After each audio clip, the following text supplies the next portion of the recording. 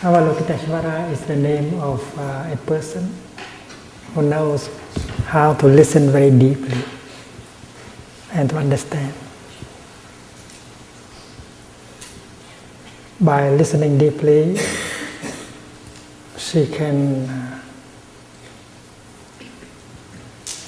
bring a lot of relief to people.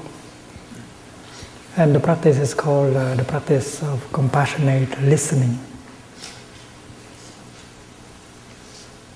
The Bodhisattva Avalokiteshvara. In Vietnamese, Nam Mô Bồ Tát Quan Thế Âm.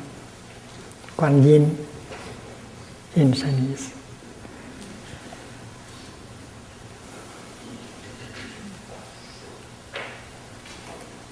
With compassion in our heart, we can listen to the other person, even if the other person has a lot of suffering, has a lot of wrong perceptions, a lot of anger.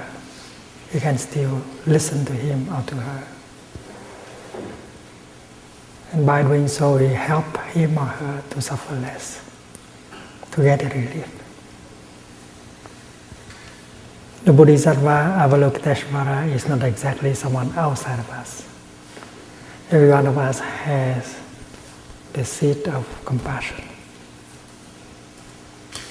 understanding. And if we allow the seed of understanding and compassion in us to be watered, the energy of compassion and understanding will manifest. And we shall be able to listen also with compassion and understanding. So during the time of chanting, the energy, the collective energy of mindfulness will be generated. And it helps us to water the seed of compassion, understanding in us. And the Bodhisattva Avalokiteshvara can manifest from us. So please enjoy the chanting. Bring your attention to your in-breath and out-breath. allow your body to relax, and for the energy of the Sangha to penetrate freely into our body, into our mind, for our nourishment and healing. Because the collective energy of compassion of the Sangha, Bodhisattva, has the power of healing and nourishing. We don't have to do anything, just allow the energy to penetrate by the chanting.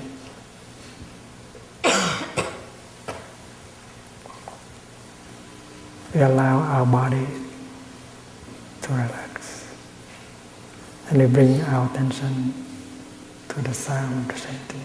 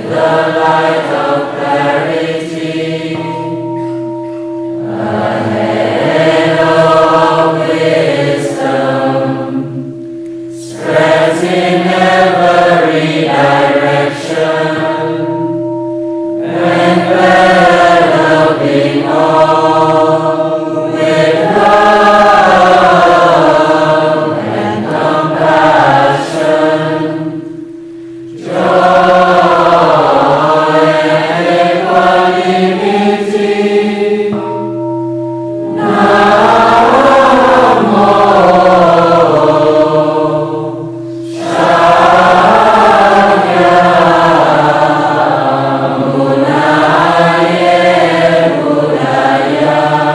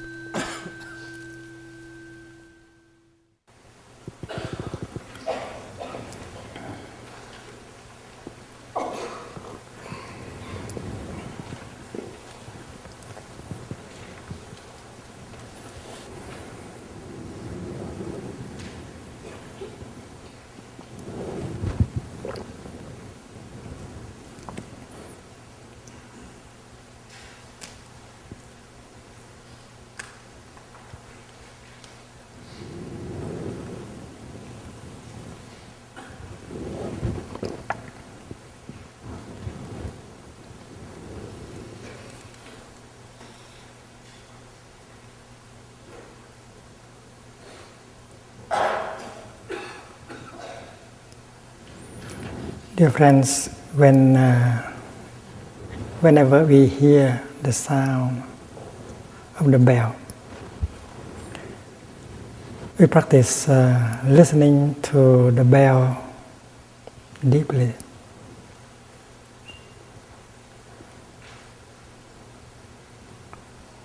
Usually when someone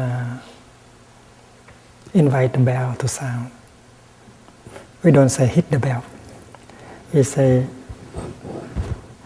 invite the bell to sound.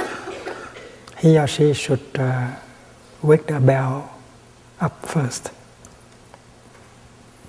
with a half sound, like this.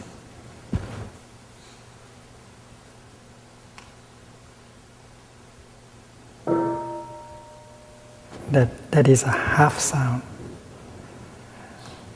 But before he does that, she does that, she has to practice mindful breathing first to prepare himself.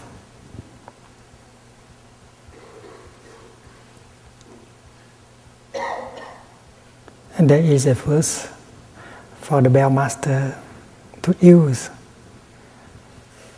for breathing in and breathing out, and to make himself or herself available to the bell, qualified as a bell master. You just cannot pick up the instrument and then you make the sound. You have to prepare yourself. So holding the, may I borrow it?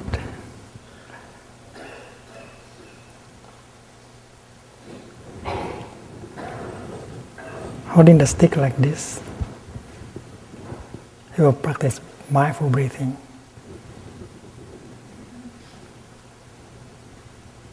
A few times in order to calm himself down, to make him or her into a real bell master. And the verse is like this: body, speech and mind in perfect oneness. I send my heart along with the sound of this bell. May the hearers awaken from their forgetfulness and transcend the path of anxiety and sorrow. See, that is a 4-line verse for you to breathe and to become a real bell master. Body, speech and mind in perfect oneness. I send my heart along with the sound of this bell.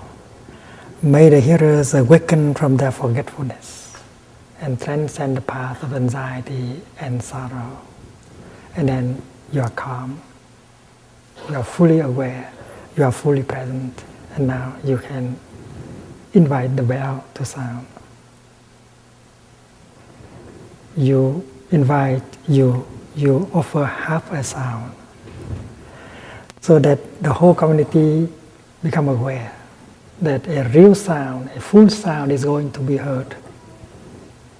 And everyone stop thinking, stop talking, prepare themselves to receive the full sound, the voice of the Buddha calling you back to your true home.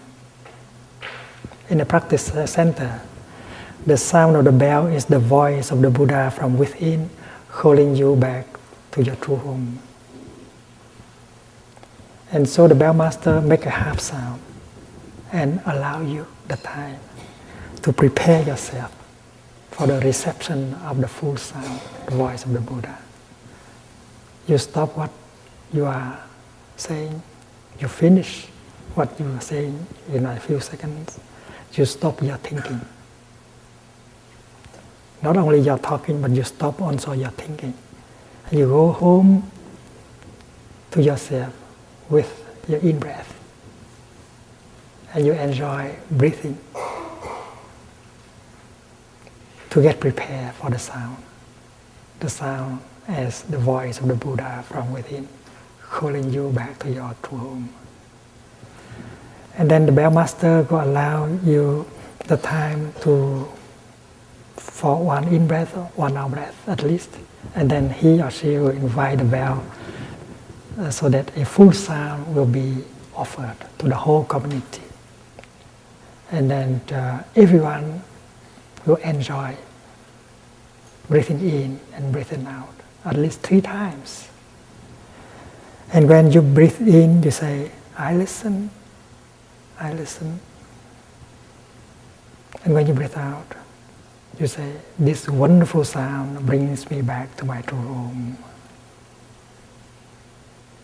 Listen, listen. This wonderful sound brings me back to my true home. No thinking, just listening, listening very deeply to the sound of the bell that will bring you back to your true home in the here and the now. And the one who speaks, stop speaking and thinking about what to say next. and enjoy deeply his or her in-breath and out-breath. Enjoy his being in his true home. That is the living Dharma. Being in your true home. And the one who listens to the talk also stop listening and enjoy her in-breath and out-breath. Very nourishing, very healing. In Plum Village in France, not only we enjoy the sound of the great bell within our center, but whenever the bell, the church bell nearby sound, we also stop and enjoy the church bell. Not only we enjoy the church bell, but every time the clock play music, every quarter of the hour, we also stop thinking, stop talking, and we go back to our breath, and we enjoy breathing in and out. Whether we are in the dining hall or in the kitchen, we do the same. So the clock, the music of the clock, is like the mindfulness bell, help us to come home and to enjoy our home. Also, when you hear the telephone ringing, you practice. You are supposed not to run to the telephone. You are supposed to stay wherever you are, because the sound of the telephone is also the voice of the Buddha calling you back to your true home. Stay wherever you are and go back to your in-breath. Listen, listen. This wonderful sound brings me back to my true home. And then after having practiced like that 2 times, you do walking meditation to the telephone, or you take the telephone out and answer. And if you are the one who want to make a phone call, you prepare yourself before making the number. You practice going home to yourself. And there is also a verse for you to practice. Words can travel thousands of kilometers. They are to bring about more understanding, mutual understanding. I vow that what I am going to say will be beautiful, like flowers and embroideries. I vow that everything I'm going to say will help with more mutual understanding and compassion. And then now you are qualified to make a phone call. And when you hear, you hear the sound at the end of the line, you know that the other person is listening, breathing in and out, and you know that you have a chance to practice breathing in and out with her. So both of you are breathing in and out mindfully at the same time. It's a very beautiful practice. We call it telephone meditation.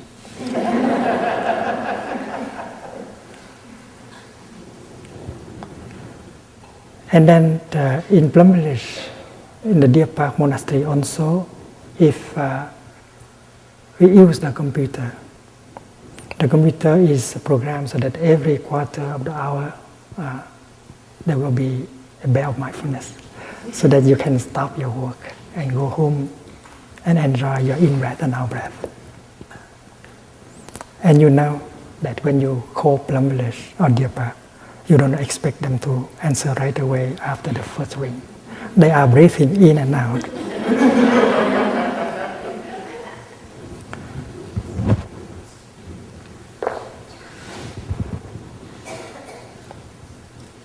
Listen, listen. This wonderful sound brings me back to my true home. And you enjoy deeply your in-breath and out-breath 3 times.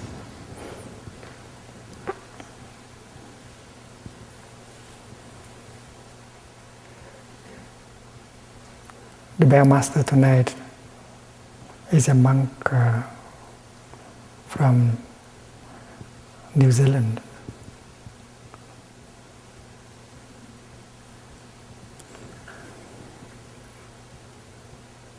Brother Pháp Điền, the field of the Dharma.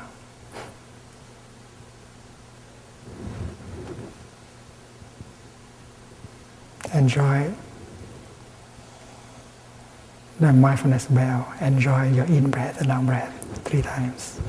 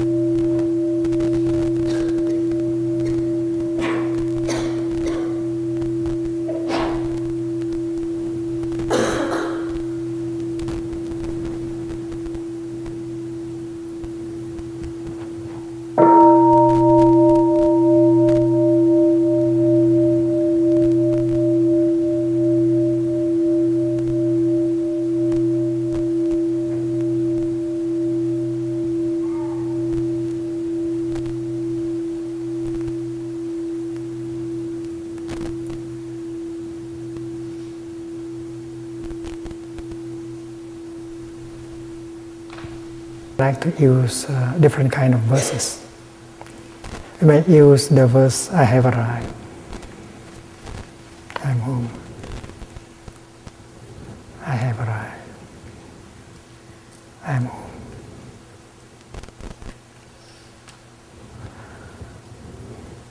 Or you might like to say, I listen deeply. This wonderful sound brings me back to my true home. Or you may say, breathing in, I feel calm, I relax. Breathing out, I smile. Calming, smiling. Breathing in, I establish myself in the present moment. Breathing out, I know this is a wonderful moment. Calming, smiling, present moment, wonderful moment.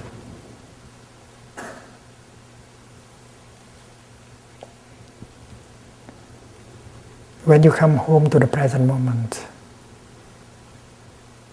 with your in-breath,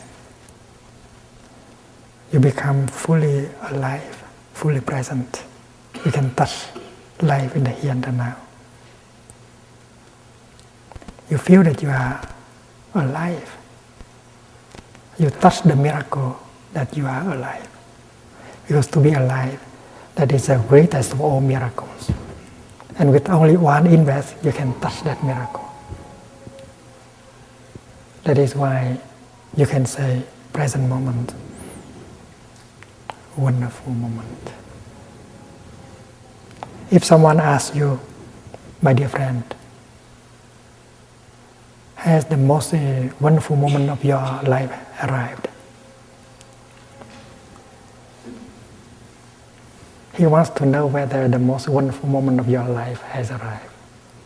It would be a pity if such a moment does not arrive at all.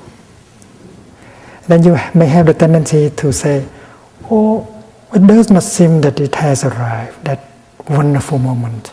But I am sure that it will arrive soon, sometime in the future.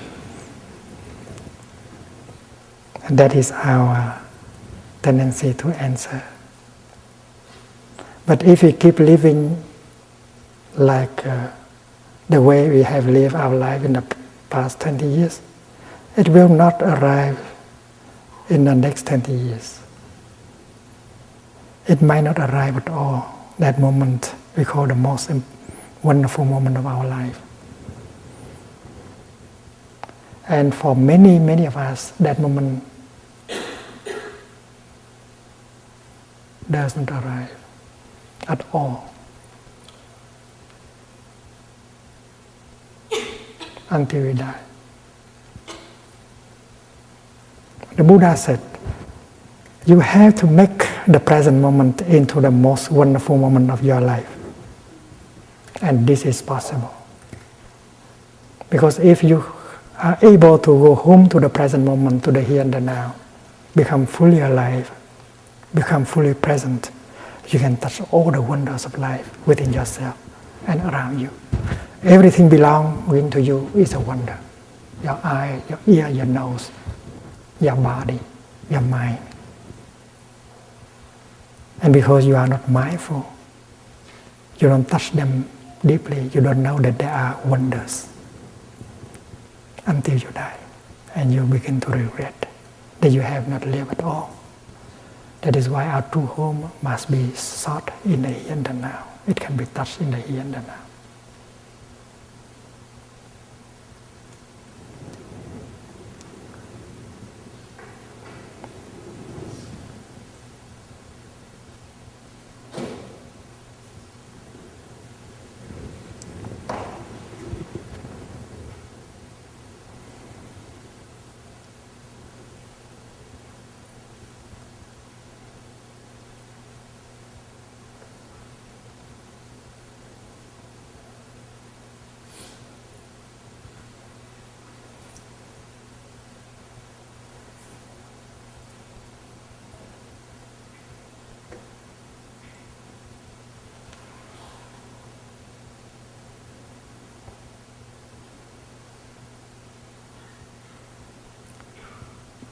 My true home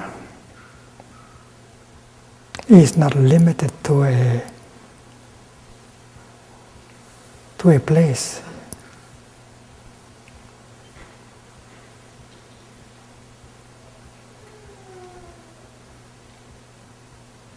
To a time.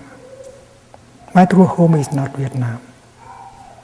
My true home is not France. My true home is not America. My true home is not Africa. My true home is not the Palestine. My true home is not Israel.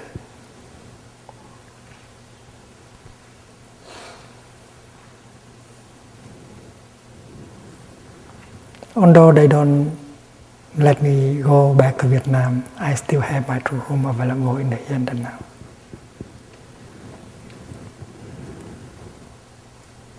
And maybe they are in Vietnam, but they don't have a home.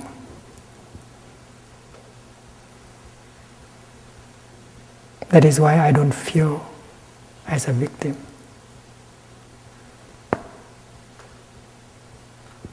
And I don't feel that they are my enemies. They are victims of fear.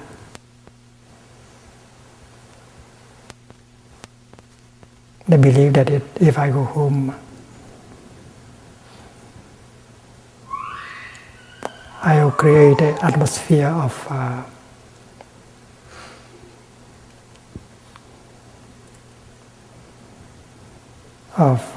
solidarity, of friendship, of brotherhood that may be threatening to their power. And it is fear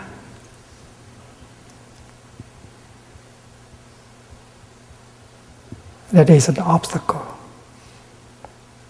I want to help them to be free from fear. They are not my enemies. They are the ones I want to help. They are object of my practice of compassion. and understanding. I have no enemies.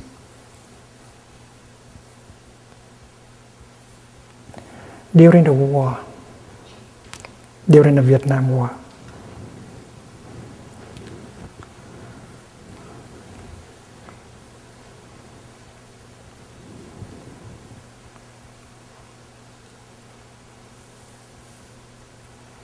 it was so difficult for us to voice our concern. Many of us, most of us, did not want the war.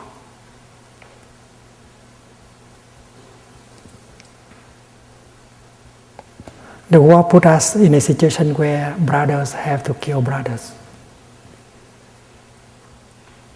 and kill with foreign weapons and ideologies.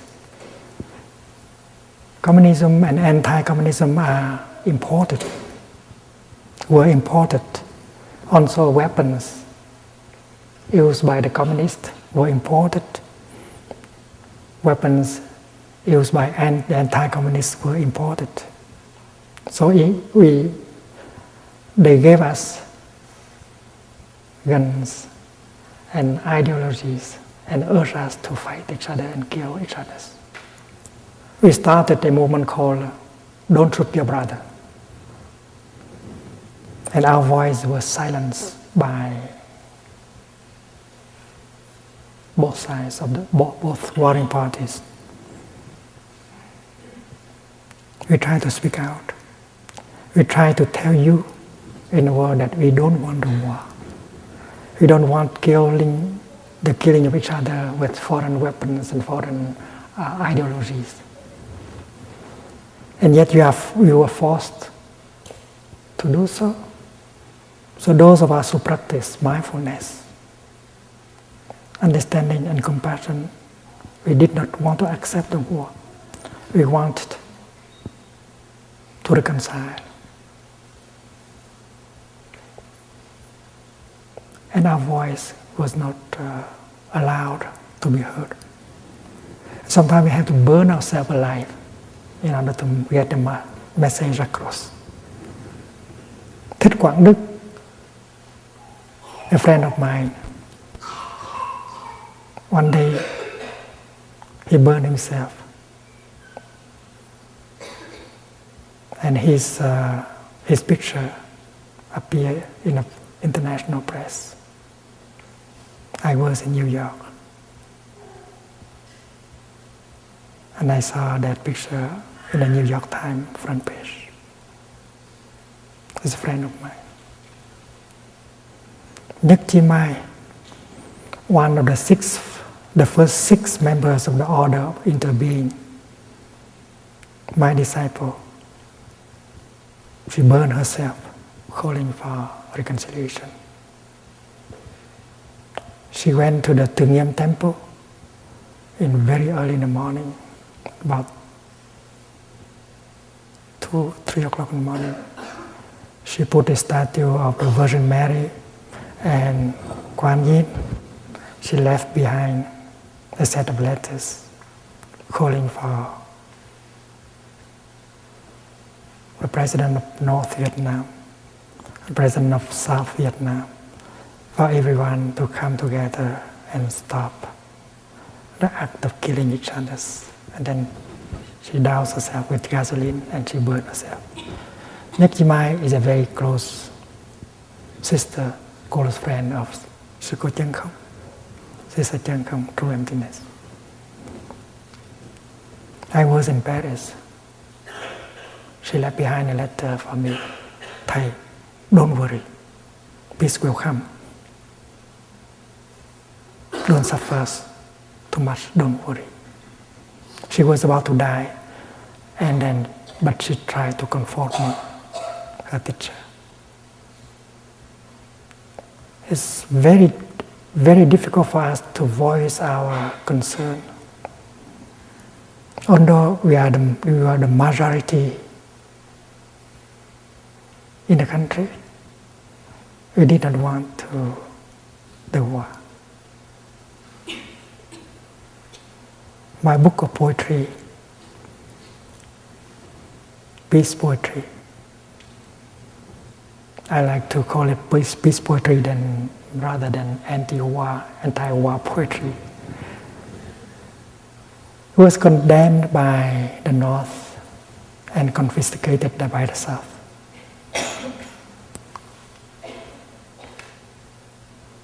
So when Cornell University invited me to come and make a series and give a series of lectures,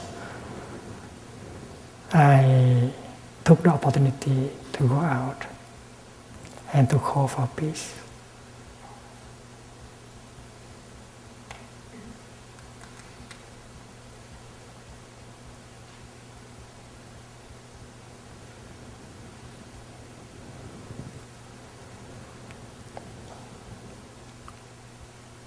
In June the 1st, in the year 1966, 65, 66,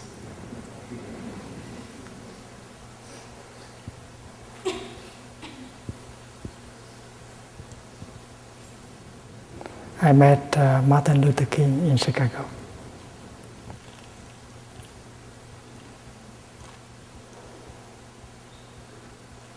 Exactly 1 year before.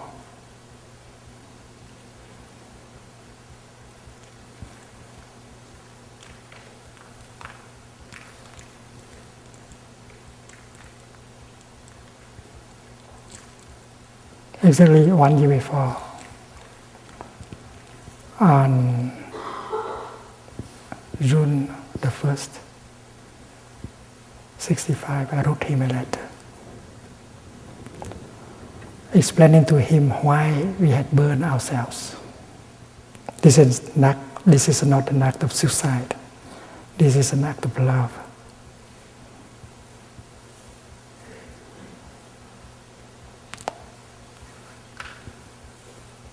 You want to transmit a message, but you have no other ways. You have to burn yourself in order for your message to get across.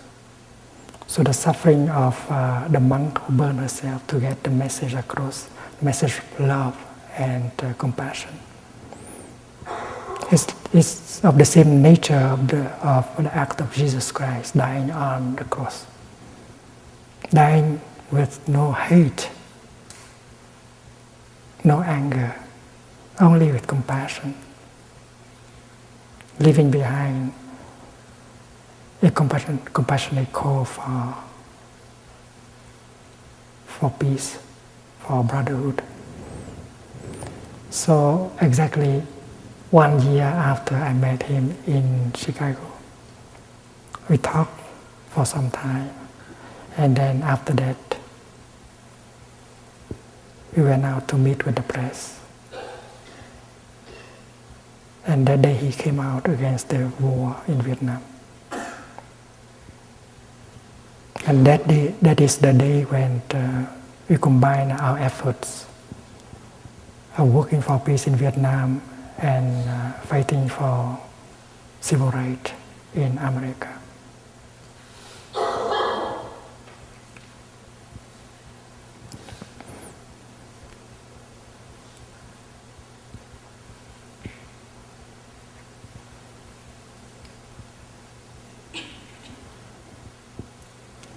Two years later, I met him again in Geneva.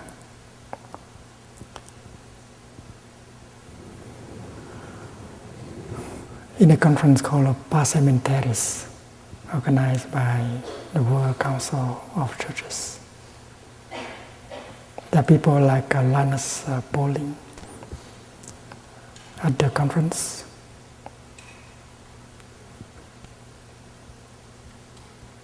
He stayed in the 11th floor. I was on the 4th floor. He invited me up for breakfast.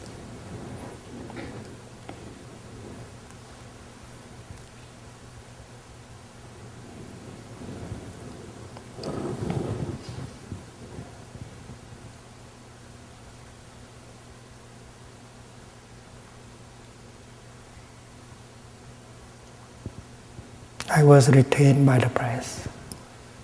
I came up late. And he kept the breakfast warm for me. He waited for me.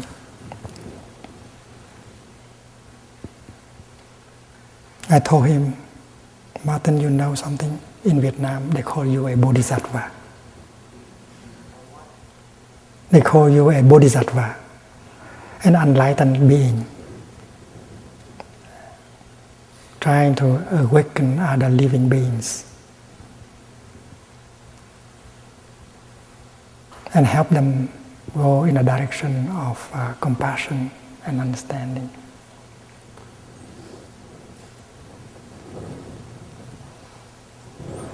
I'm glad I had the chance to tell him, because a few months later he was assassinated in Memphis.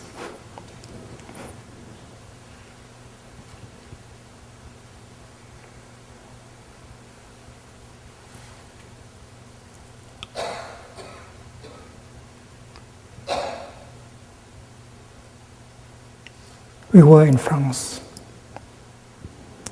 We had a bureau, an office representing the Buddhist community in Vietnam.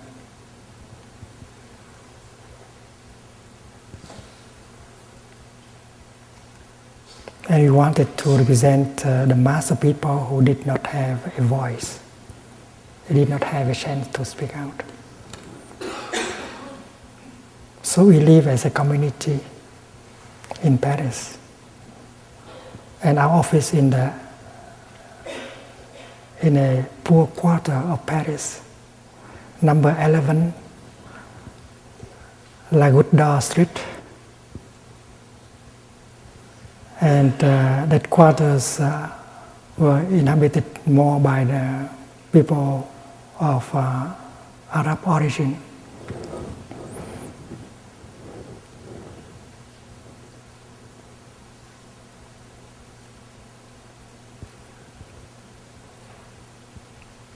Every time I applied for a visa to go to America, it was turned down automatically.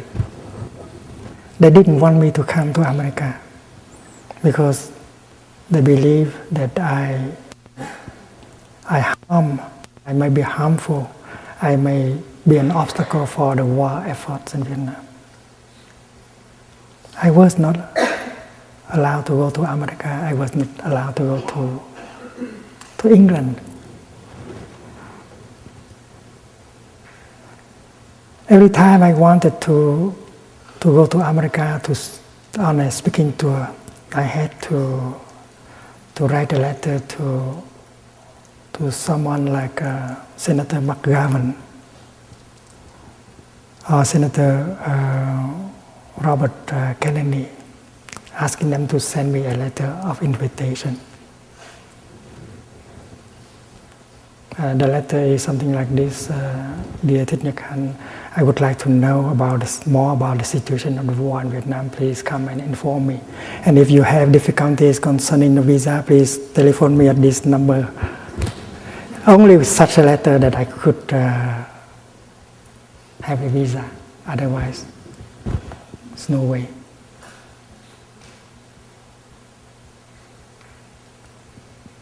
I remember one day I flew from Japan back to Paris. I did not have a visa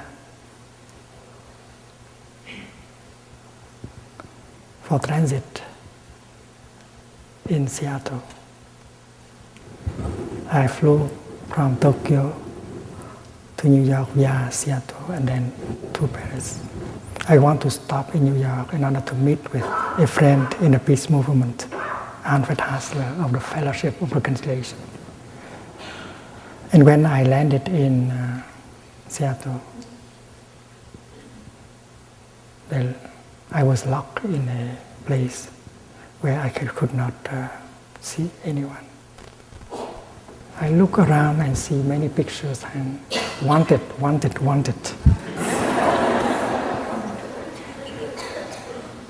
They took my passport. They didn't allow me to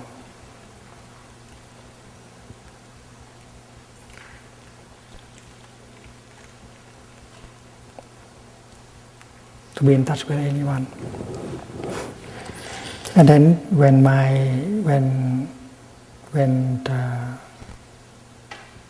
the plane is about to take off, they gave my passport back. It's very difficult.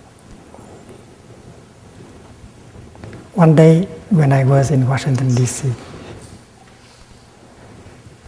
I told you already, the Baltimore Sun, a reporter came and informed me that there's a dispatch from Saigon informing the government of the United States of America,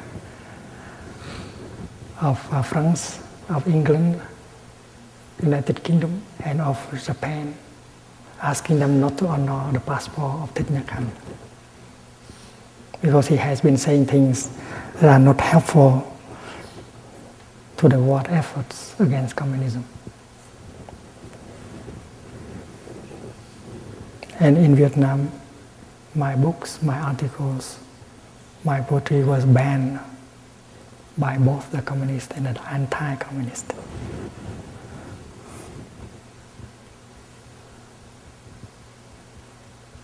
I risked deportation and put in jail because what I had done, calling for peace and speaking against the war.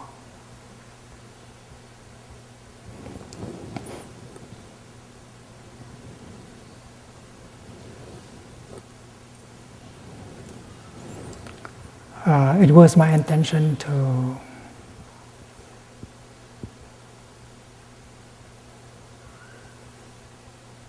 go only for 3 months, to give the series of lecture in Cornell, and then to make a tour of America and Europe and go home. I was working with my friends in a school of youth for social service, the Van Hanh Buddhist University that I helped found it in '64. All my friends, co-workers were in Vietnam. I didn't want to go very long. I intended to come here only for 3 months. But it has been 38 years already. I have not been able to go home. 38 years.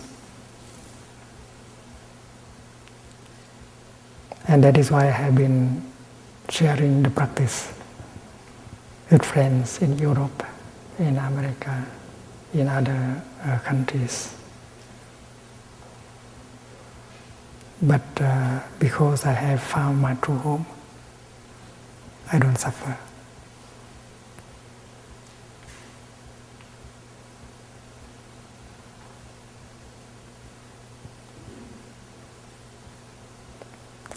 The truth is that during the first year of my being exiled, it was difficult, quite difficult.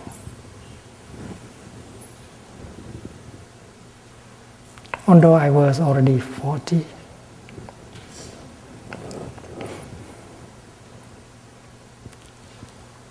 although I was already a Dharma teacher, having many monks and nuns as students, disciples, and yet I had not found my true home. I can give very good lectures on Buddhism, on the practice of Buddhism,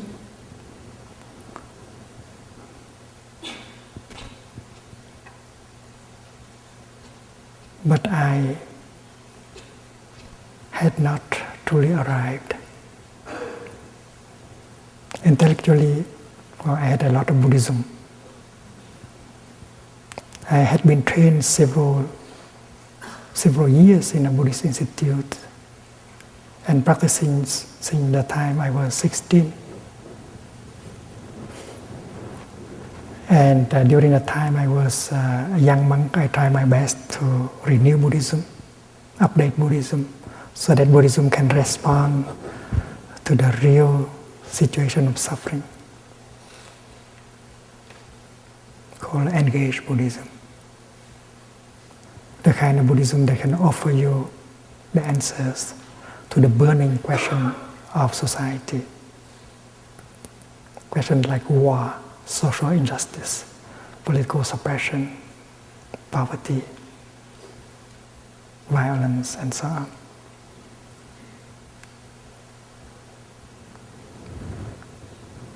It was very difficult for me during the first 2 years, because my intention was to bring about information to the world, the kind of information that were not available to people, because the warring parties, they had all the mass media, and in speaking tour, I slept 1 or 2 nights in each city, in America, in Europe, in Australia, and so on. There were times when I woke up at the night, I did not know where I was. Very difficult, very hard.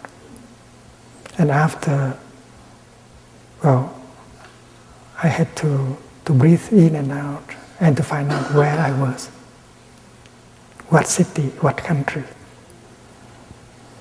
And I dreamt of going home to my root temple in central Vietnam, climbing a hill, green hill, beautiful trees. And half the way to the top of the hill, I woke up and realized that I was in exile. And the same kind of dream repeated again and again. I was very active. I was making friends with many people, Catholic priests, Protestant ministers, professors, young people, children. And my practice was a practice of mindfulness. I try to live in the here and now and touch the wonders of life in my daily life. I survive with that practice. The trees in Europe were so different from the trees in Vietnam. The fruits, the flowers, they are all different. And the people also. So I learned to make friends and play with German children, French children, American children, British children. I make friends with Anglican priests, Catholic priests, Protestant ministers, and so on.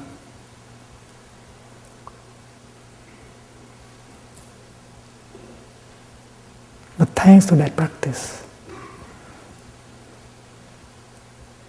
I was able to find my true home in the here and the now.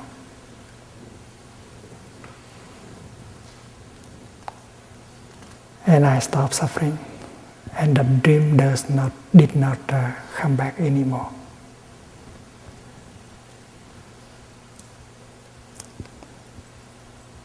People think that I suffer when I cannot go back to Vietnam, but that's not the case. If I go to Vietnam, that would be a joy to be able to offer the teaching to the monks, the nuns, the lay people there, and talk to the artists, to the writers and others. But if I cannot go, I don't have to suffer. I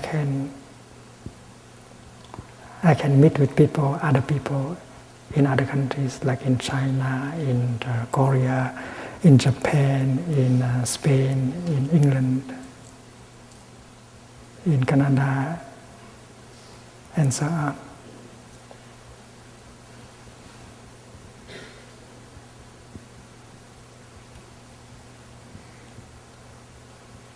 And the formula I have arrived. I am home.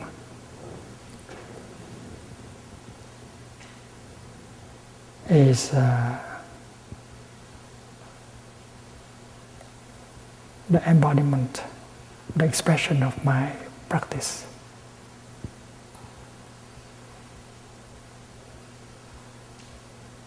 It expresses my understanding of the teaching of the Buddha. It is the cream of my practice. I have arrived, I'm home.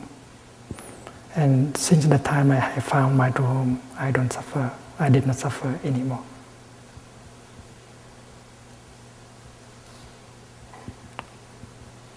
The past is no longer a prison for me. The future is no longer a prison for me. I'm able to live in the here and the now. I'm able to touch my true home. And I know that the future is available through the present. This is what I have found. When you touch the present moment deeply, you touch the past. And if you know how to handle the present moment properly, you heal the past.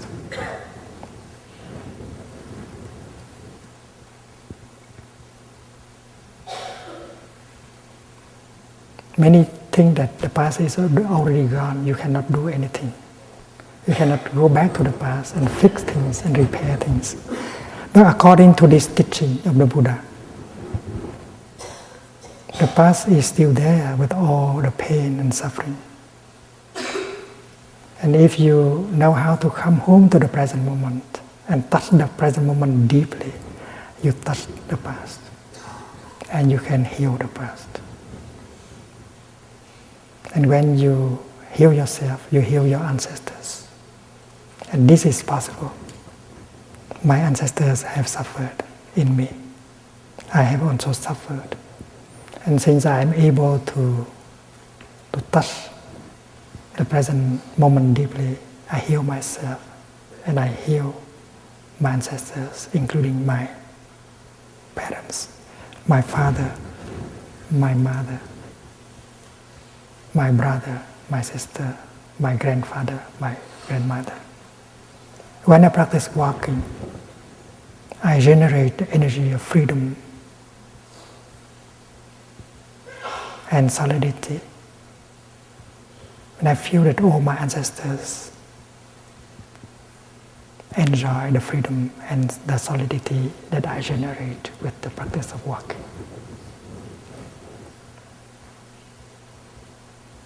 Because to me, my ancestors are always alive in me, fully present in me, in every cell of my body. And if I am free, they are free. If I am healed, they are healed. When I take a step with solidity and freedom, all of them take that step with me. And you have to take that step with all your being. Full awareness, full concentration, in order for that step to be really solid, to be free, in order for you to be able to touch life, the wonders of life in that moment, that is healing and nourishing. So the act of making a step is an act of freedom, an act of liberation. You liberate yourself, you liberate your ancestors. It's an act of revolution. Please believe me. You cannot make such a step unless you invest entirely your body and your mind. 100%. When you breathe in, you bring all yourself together, body and mind. You become one. And equipped with that energy of mindfulness and concentration, you make a step. And you have the insight that this is your true home. This is, you are alive, you are fully present, you are touching life. as a reality. Your true home is not an abstract idea. It is a solid reality that you can touch with your feet, with your hand, and with your mind.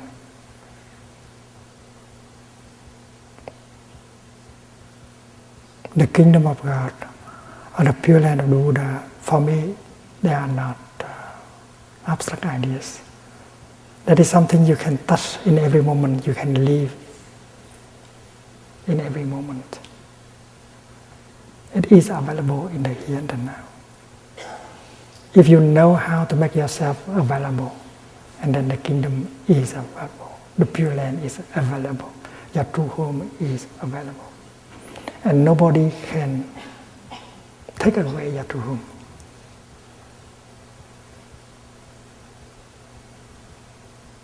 They can occupy your country, yes. They can put you in prison, yes. But they cannot take away your true home and your freedom.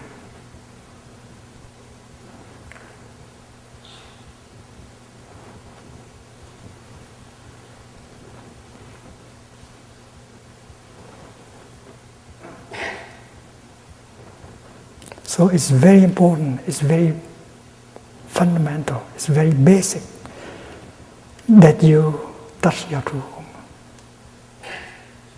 that you realize your true home in the here and the now. And the energy with which you can do so is mindfulness and concentration. And these are energies of the Buddha. All of us have the seed of mindfulness and concentration in us. This is something, this is a fact. Because all of us are capable of drinking our tea mindfully. When I drink my tea, I want to really drink my tea.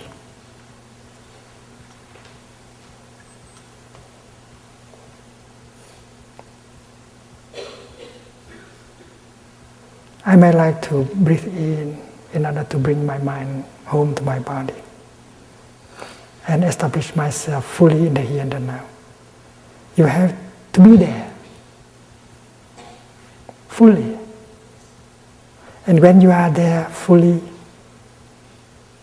the tea will be there for you fully. If you are not there, the tea is just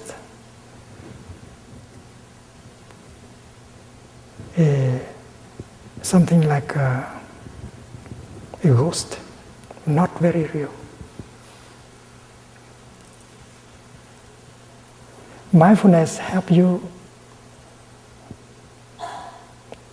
to become fully present and fully alive in the here and the now. And it does not take long. It may take just one step or one in-breath. And by making a step or breathing in, you bring your mind back to your body. In your daily life, maybe your body may be here, but your mind may be there. They go into different directions. And you are in a state of distraction. Mind and body are away from each other. Your mind may be preoccupied by your project, your fear, your anger. Caught in the past, caught in the future. But between your mind and your body there is something. Your breath.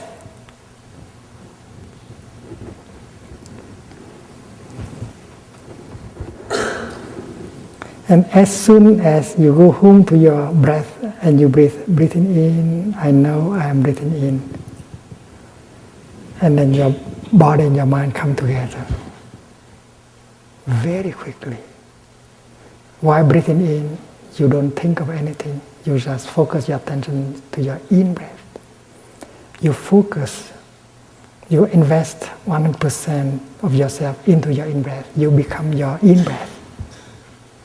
There is a concentration, mindfulness of your in-breath, concentration and your in-breath that will make body and mind coming together in just one moment. And suddenly you become fully present, fully alive.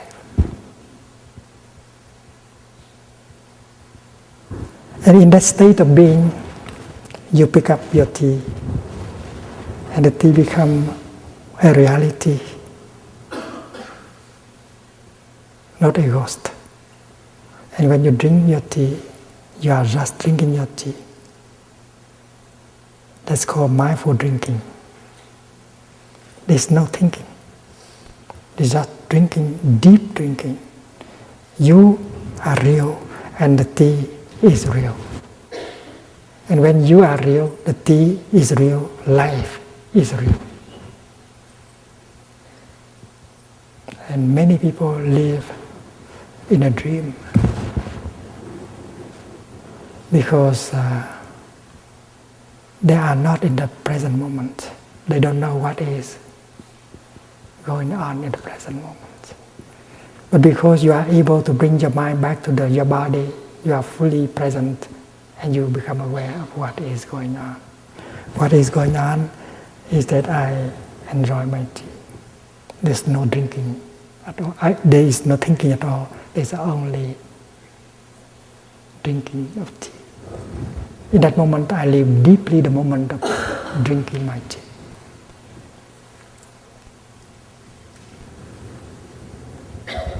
When I breathe in,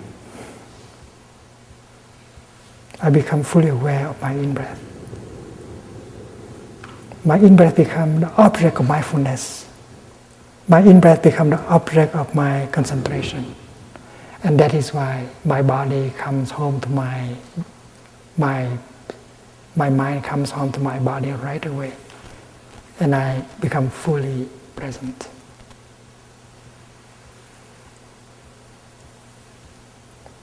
Suppose a group of people stand there and contemplate a beautiful sunset.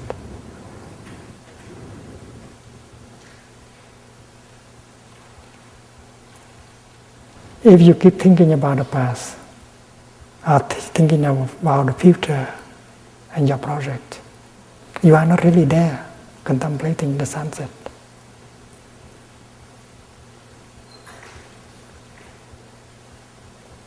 The sunset is not for you. So if you practice breathing in and out, become available in the here and now, and this beautiful sunset is for you. Breathing in, I know the sunset is there. Breathing out, I smile to the beautiful sunset. In that moment, life is real.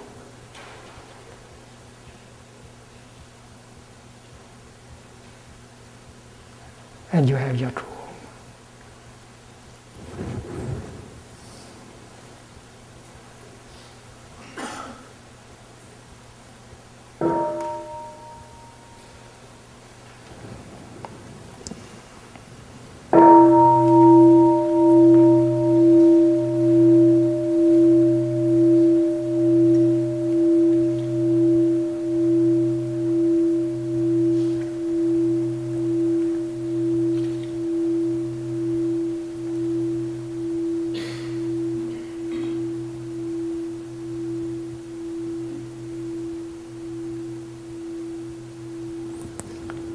When you go back to the present moment, you might encounter the wonders of life that are refreshing and healing. You may encounter suffering, violence, hate, fear, discrimination.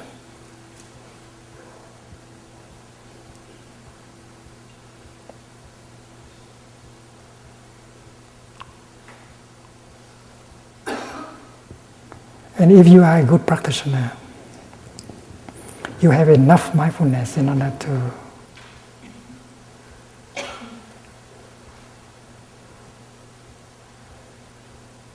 handle whatever need to be handled.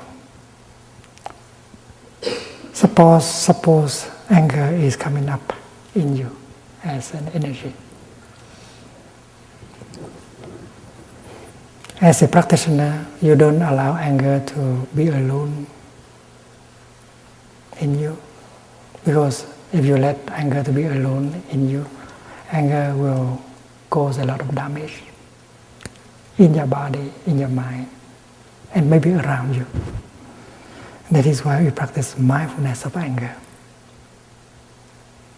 Breathing in, I know anger is in me.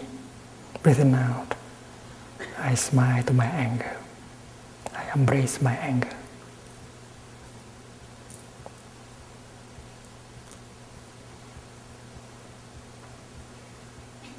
You have a seed of anger deep in yourself. But you also have a seed of mindfulness deep in yourself. You have a seed of compassion in yourself. When anger is touched, when the seed of anger is touched, it manifests into a kind of energy called anger.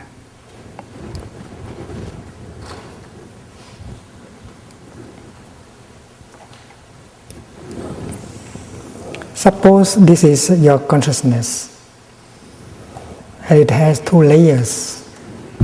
The lower layer is called store consciousness, and the upper layer is called mind consciousness. You have a seed of anger here. You also have a seed of joy, of mindfulness, of compassion, of non-discrimination. You have a seed of anger, of despair, of jealousy, of discrimination in the depth of your consciousness. But when the seed of anger is left alone there in the store consciousness, you don't water it, no one come and touch it, you are okay. You can laugh, you may have a good time.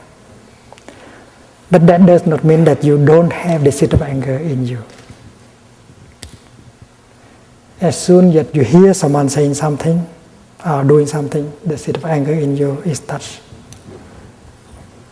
And it becomes a zone of energy on the realm of mind consciousness. In Buddhism, we call it a mental formation. Anger is a mental formation.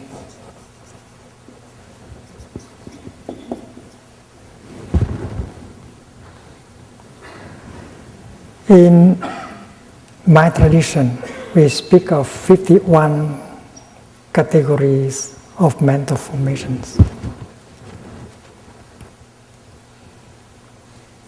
We have a seed of discrimination in us. We have a seed of non-discrimination in us.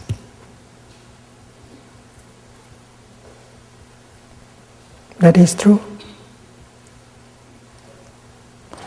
If the seed of discrimination is water every day, it becomes very important.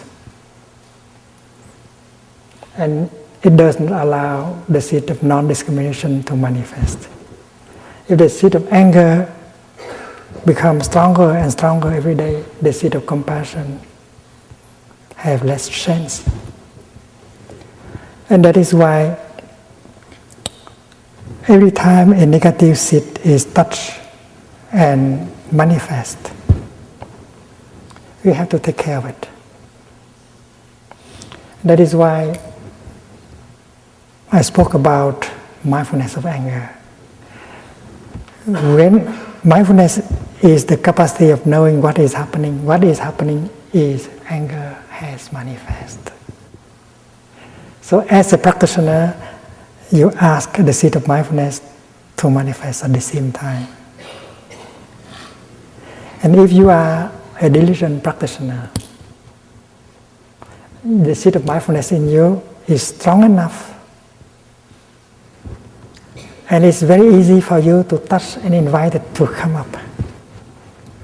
And it come up, become a zone of energy.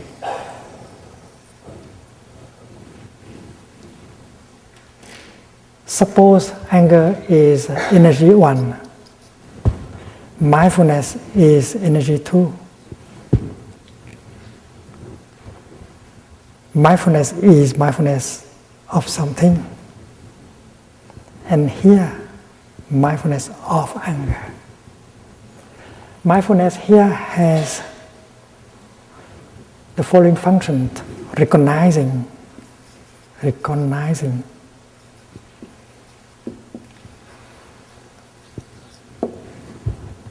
anger as anger. Mindfulness of breathing. Breathing in, I know this is my in breath. Breathing out, I know this is my out breath. Recognizing in breath as in breath. Recognizing out breath as out breath. Recognizing drinking as a drinking.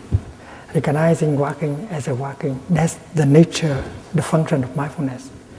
So the energy of mindfulness generated by your breathing, your walking, has the capacity of recognizing anger as anger. Breathing in, I know anger is in me.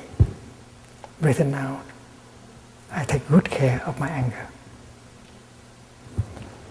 Recognizing anger and embracing anger.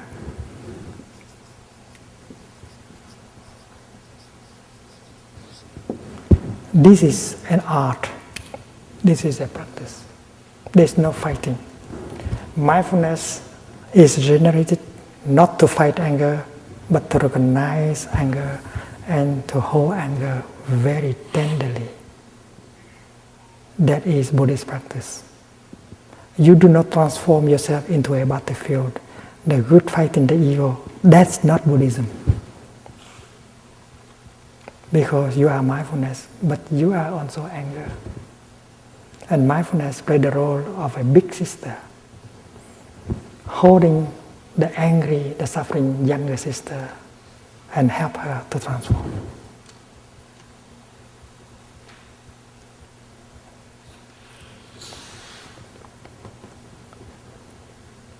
A mother who's working in the kitchen and she hears the baby crying, and she very much cares for her baby. So she stopped working in the kitchen, she put down whatever she's holding and she goes to the room of the baby. And the first thing she does is to pick up the baby and hold the baby tenderly into her arms. That's the mother. She does not know what is wrong with the baby yet, but the first thing she does is to pick up the baby and hold her mindfully. We do the same thing as a practitioner. Every time anger or despair come up, we generate the energy of mindfulness in order to recognize and to embrace tenderly. Tenderly.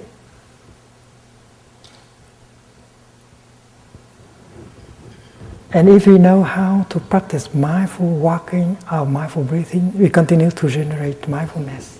And we have that energy in order to recognize and to embrace. And we can bring a relief. Because mindfulness as an energy, embracing anger as another source of energy tenderly. Big brother, younger brother. Although the mother has not realized what is wrong with the baby, but the fact that she is holding the baby tenderly can already bring a relief to the baby, and the baby may stop crying. And if the mother continues to hold the baby tenderly with mindfulness, she'll find out what is wrong. The baby may be hungry, the baby may have a fever, or the diaper may be too tight. As a mother, she can find it out very quickly. As practitioner, you can find out very easily why this anger. And you can see the roots of that anger. you find out the nature of that anger, the root of that anger.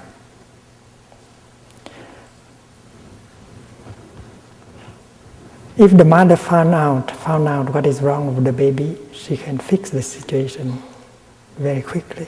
If the baby is hungry, she gave her some milk. If the diaper is too tight, she just undo it and do it again. So after having embraced tenderly your anger, you might like to continue the practice of mindful breathing, the practice of mindful walking, and look deeply into the nature of your anger and find out what is the root of your anger. Recognizing, embracing, and looking deeply.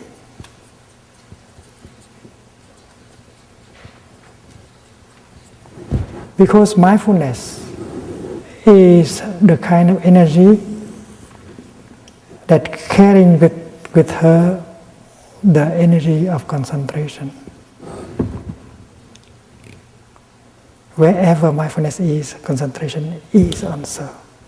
When you are mindful of your in-breath, you are concentrated in your in-breath. When you are mindful of your tea, you concentrate on the tea. And that is why the more powerful mindfulness is, the more concentration you get. And with that mindfulness and concentration, you practice looking deeply and you get the insight.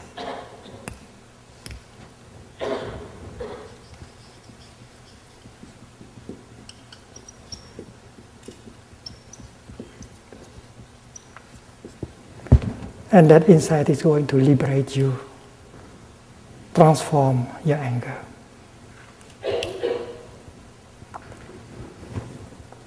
There is a story of a young boy who used to come to Plum Village every summer with his younger sister. And they practice mindfulness as children. The boy had difficulty with his father. He blamed his father.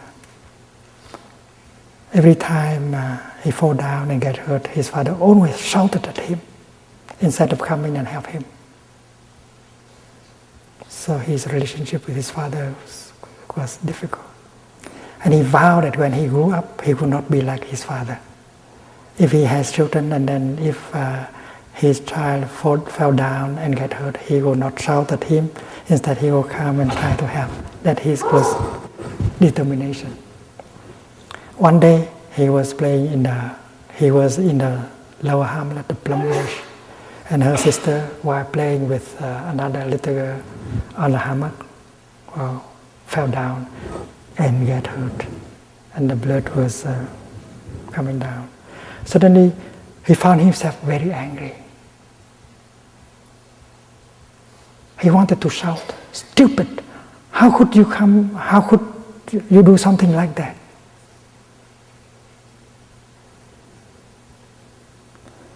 And because he had been practicing mindfulness, he was able to refrain from shouting. And he recognized that he was exactly like his father. Instead of trying to come and help his sister, he had the tendency to shout at her. He hates what he has within himself. So when he practiced mindful breathing, he knew that this is a continuation of his father inside of him. He is not different from his father. And with that insight, he turned around and practiced slow walking. When he had seen someone coming to help his sister. And during slow walking, he recognized that he's a continuation of his father. The energy of anger has been transmitted by his father. And if he does not practice, he's going to become exactly like his father.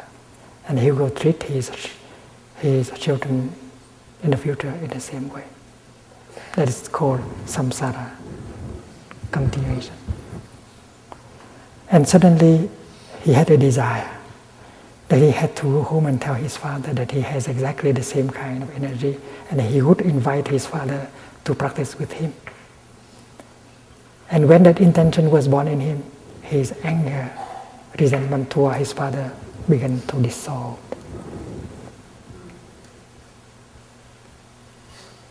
What kind of insight did he get? He got the insight that he is exactly like his father. He has the same kind of habit energy. And that is why he wanted to practice. And he sees himself as a victim of that energy, victim of the transmission of that habit energy. And he saw that his father also was a victim of that transmission. His father might have got it from his own father. And when he had that insight, his anger vis-a-vis his father just stopped. He got a transformation. I think for a young man of 12, that is a remarkable achievement. It is insight that transforms our afflictions. And mindfulness has the power of recognizing, embracing, looking deeply, getting the insight that transforms you, that get you free.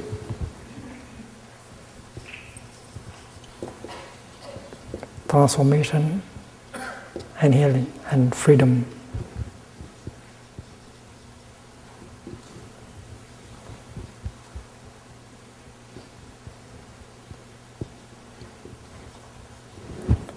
And when the young man is liberated, the father in him was liberated, and the ancestors in him are liberated, he ends the circle, the round of samsara.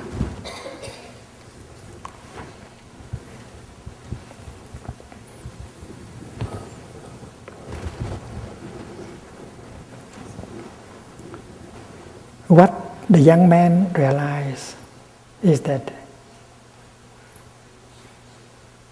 he's not a victim of his father. He's a victim of that habit energy. And his father also is a victim of that habit energy. And when you are able to transform you are in a situation to help transform him or her.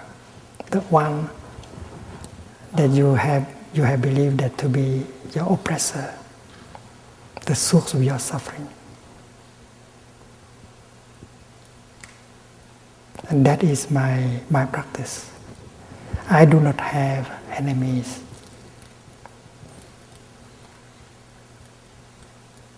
Even they have created a lot of suffering, a lot of injustice. They have tried to kill me, to suppress me. But they are not my enemies. They are those I want to help. Because I have become free. I have changed myself. I have transformed myself. That's why I do not no longer see myself as a victim. I know that if I can transform myself, I can transform them. I can help transform them. If you practice, and if you can transform your mind, your heart, you become a bodhisattva. And then you will be in a position to help them transform. Those you used to consider as oppressors,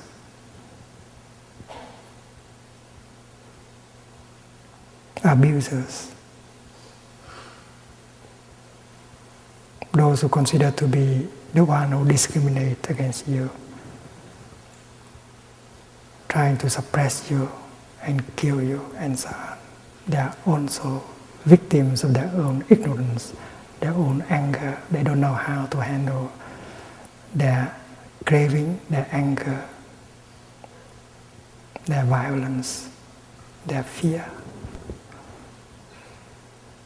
So the path is to transform yourself into a bodhisattva with plenty of understanding, insight, and compassion. And when you have these energies, you are free.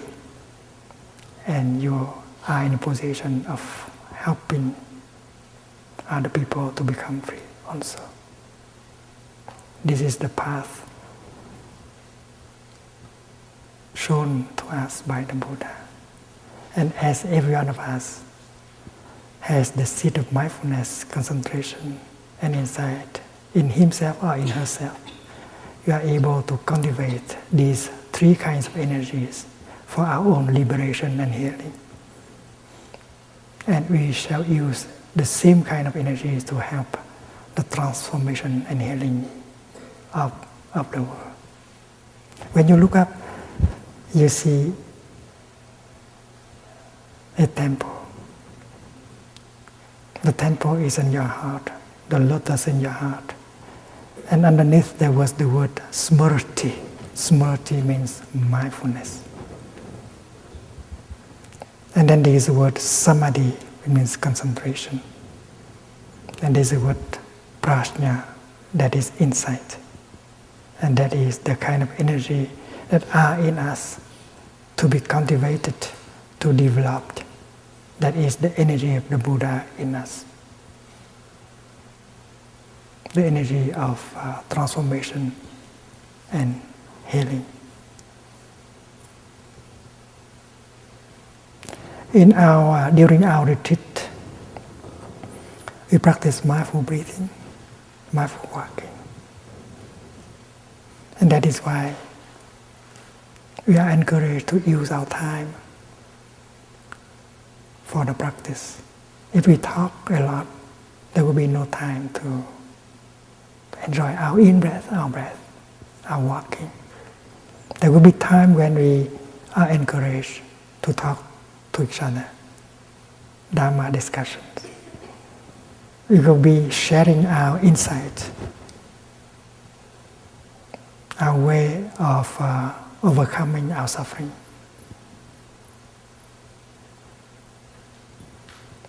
And when we practice eating our lunch or our breakfast, we refrain from thinking. We establish ourselves in the here and the now. And we pay attention only to the food that we eat. When you pick up a piece of bread, we do not think of the past, of the future. We just touch the piece of bread deeply. And we are able to see that the piece of bread. So if you look deeply into the piece of bread, you see everything in it. And the piece of bread you hold in your hand is the body of the cosmos. And with a little bit of mindfulness, you can see that the piece of bread is an ambassador for the form of the cosmos coming to you. And if you can see the piece of bread in its true nature, and then you can put it in your mouth. Don't put anything else in your mouth, like your projects, your fear, your anger. It's not healthy. Just put the bread. And when you chew the bread, just chew the bread mindfully with joy. Don't chew your sorrow, your anger. It's not good for your health. There's no thinking, just the practice of mindfulness is chewing. And we take our time to enjoy our breakfast. From time to time, we pause and smile. The brother in front of you is you. The sister on your left is you. They all belong to the Sangha. And together we generate the mindfulness of the energy of mindfulness. The collective energy of mindfulness while walking, while sitting, while eating will be powerful. And it will penetrate into each of us. We'll be healed by the collective energy and nourished by the collective energy. alone in our living room, we can generate the energy of mindfulness. But compared to the collective energy of mindfulness, well, it's not much. Therefore, to be in a Sangha and to allow ourselves to be penetrated by the collective energy of mindfulness of Sangha is very important. So the coming together of a Sangha is a very important fact. It's a miracle. And we should profit from the opportunity. Allow ourselves to be transported by the collective energy of Sangha. Allow the Sangha to embrace our afflictions, our pain, our sorrow. The Sangha is the boat that helps you to float on the river of suffering. Allow yourself to be transported by the Sangha, by the collective energy of mindfulness. And while eating, you enjoy the time being with the Sangha. You smile to your brother and sister in the practice. You allow yourself to be nourished by the collective energy of the Sangha. And every moment of our daily life, mindfulness helps us to be in the here and the now. And the real practice, the true practice, is to allow every moment of our daily life to be a joyful moment. That will be possible thanks to the power of mindfulness and concentration generated by yourself and generated by your Sangha. Tomorrow we shall have